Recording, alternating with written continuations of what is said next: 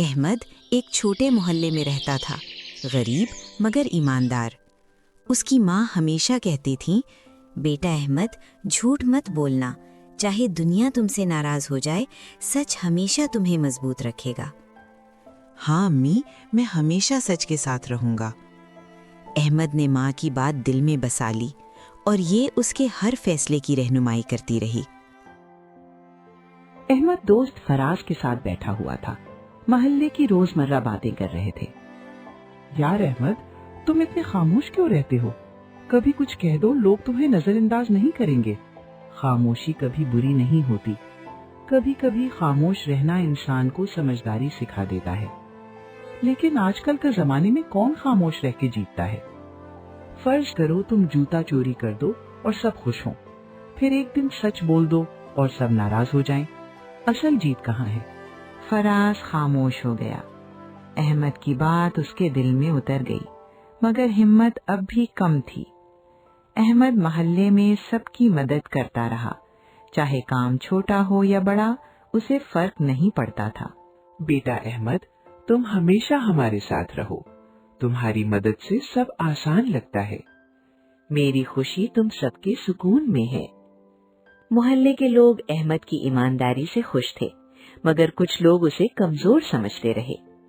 اسی محلے میں سلیم نام کا ایک امیر آدمی رہتا تھا۔ اس کے پاس زمینیں، دکانیں اور طاقت تھی، مگر وہ کبھی کسی غریب کی بات نہیں سنتا تھا۔ دنیا پیسے کی ہے، جس کے پاس پیسہ ہے وہی سچا۔ سچ سلیم بھائی، پیسہ ضروری ہے، مگر ایمانداری اور انصاف سب سے زیادہ اہم ہے۔ سچ وہ غریبوں کی باتیں ہیں۔ سلیم غرور میں مبتلا تھا، اسے لگتا تھا کہ وہ کبھی غلط نہیں ہو سکتا۔ کچھ دنوں بعد محلے میں شور مچ گیا۔ مزدوروں نے کہا کہ سلیم نے ان کی اجرت روک رکھی ہے۔ میرے بچوں نے 2 دن سے کھانا نہیں کھایا، میں نے محنت کی مگر سلیم بھائی نے میری کمائی روک رکھی۔